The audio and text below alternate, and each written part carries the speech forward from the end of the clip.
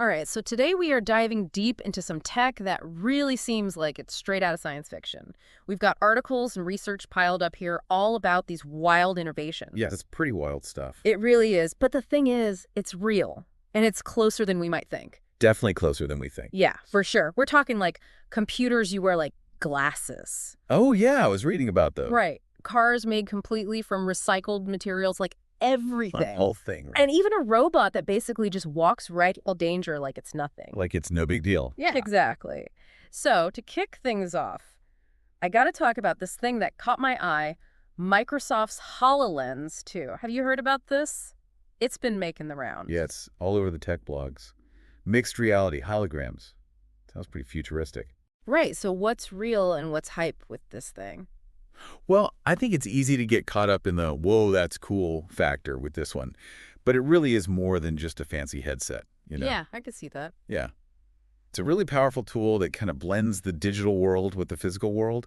And I think it has the potential to change a lot about how we work, how we learn. Even how doctors do surgery, I bet. Exactly. Okay, so how does it even work? Is it like having a computer screen floating right in front of your face? It's more interactive than that, I'd say. They're interactive, okay. Yeah, like imagine, let's say you're an architect. Okay. And you're trying to explain your vision for this new building to a client. I see where you're going with this. Yeah. So with HoloLens, you could actually walk them through a virtual model of the building, make changes in real time based on what they're saying. That's amazing. Yeah. So no more like trying to decipher 2D drawings. Or like pointing at blueprints and hoping they understand. Yeah, exactly. That is amazing. So instead of just like presenting information, it's more like you're both collaborating. In this shared digital space. Exactly, a shared digital space. That's wild. I see how that could be huge, and not just for architecture, right? Oh, absolutely. Think about something like medical training. Surgeons could use this to practice on virtual patients. Oh, that's a good example. Get that hands-on experience, Yeah. but without any of the risk. Right, right. Or like engineers using it to figure out what's wrong in a factory. Seeing all the data right there on the machines themselves, the possibilities are kind of endless. Wow. Okay, yeah, now I'm starting to get it. It's not just about looking cool. It's really changing how we use information. And how we interact with each other in a work setting. For sure, for sure. Okay, let's switch gears for a second. Let's talk cars. Right. I'm game. So, I'm sure you know I love cars. I was going to say. But Right. we're not talking about just any car today. We're talking about the BMW i Vision Circular. I've heard of this one. Yes. This is the one that's supposed to be totally recyclable, right? 100%. That's what caught my eye with this one, the sustainability aspect. Yeah, it's a really interesting concept. Talking about a car designed from the ground up with recycling in mind. Okay, so it's not just that they're using recycled materials. It's deeper than that. It's a whole different way of thinking about it. Okay, break it down for me. They want to create a closed-loop system where the materials can be used again and again and again. It's like a continuous cycle? Exactly. Because think about it, usually, at the end of a car's life, it ends up in a junkyard, right? Yeah, sadly. Lots of waste. But with this car, BMW wants to make it so those parts could be taken apart easily and reused To make new cars. to make new cars. So less waste, less need to mine new resources. That's a huge shift from how cars are usually made. Totally different way of thinking about it. It seems like this could really change things for the whole car industry. Absolutely. And it's not just good for the planet, it's good for business too. How so? Well, think about it. More reliable supply chains, less dependence on raw materials. That's huge for a business. That's a really good point. So it's like a win-win situation. Yeah. Exactly. Good for the planet, good for business. It's a compelling idea. I like it. All right, so from sustainable cars, let's jump to something completely different. Robots. Okay, I like where this is going. Right. Specifically, there's this robot called Melton Buck. And Melton Buck, I think I read something about that. yeah, and this isn't like those, those little helper robots. Right, not like the ones that bring you a soda. Exactly. This one's built for some serious stuff, like places most people wouldn't go near. Yeah, dangerous places. I'm following you. Okay, so what makes this Melton so different? I mean, we've seen robots in disaster zones before. You're right, we have. Yeah. I think what makes this one different is it's kind of got it all. Really strong engineering, plus that really advanced AI. So it's smart and strong.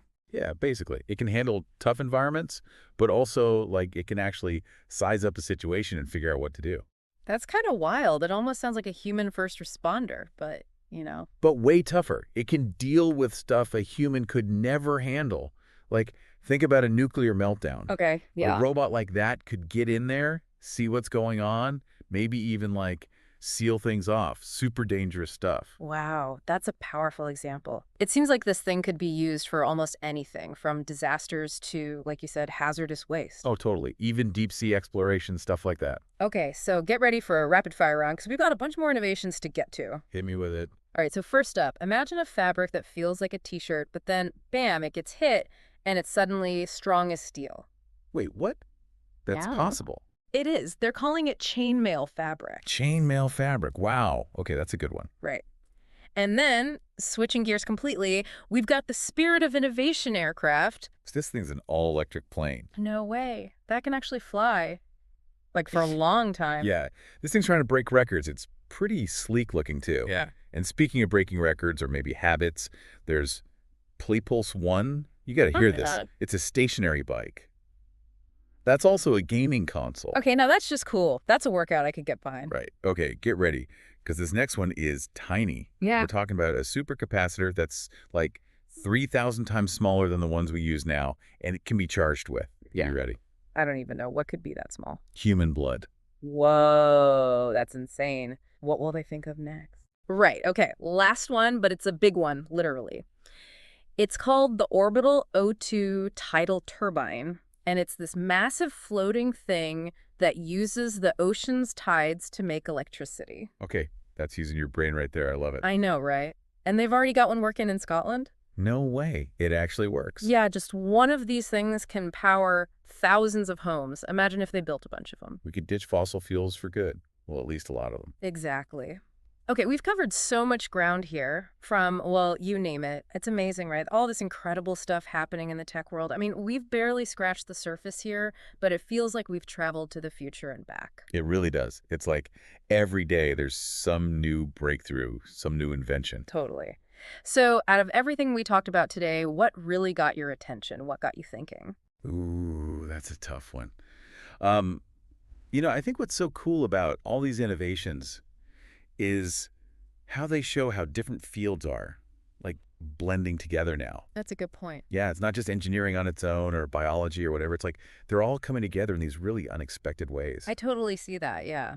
It's like a fusion of disciplines. Exactly. And that's what makes it so exciting, because when you start combining these different areas, you get these possibilities that, like, no one could have even imagined before. It's like we're on the verge of something completely new, and we're just starting to understand what it could be. Yeah. And I think that's why it's so important to stay curious, to keep asking those what if questions, Absolutely. We got to keep those brains engaged. Exactly. And, little healthy skepticism never hurts either. Not everything that glitters is gold, as they say. Well said. Well said. It's always a good idea to think critically about these things. For sure.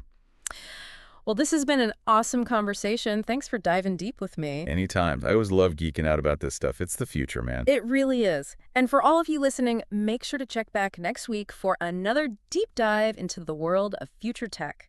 Until then, keep exploring.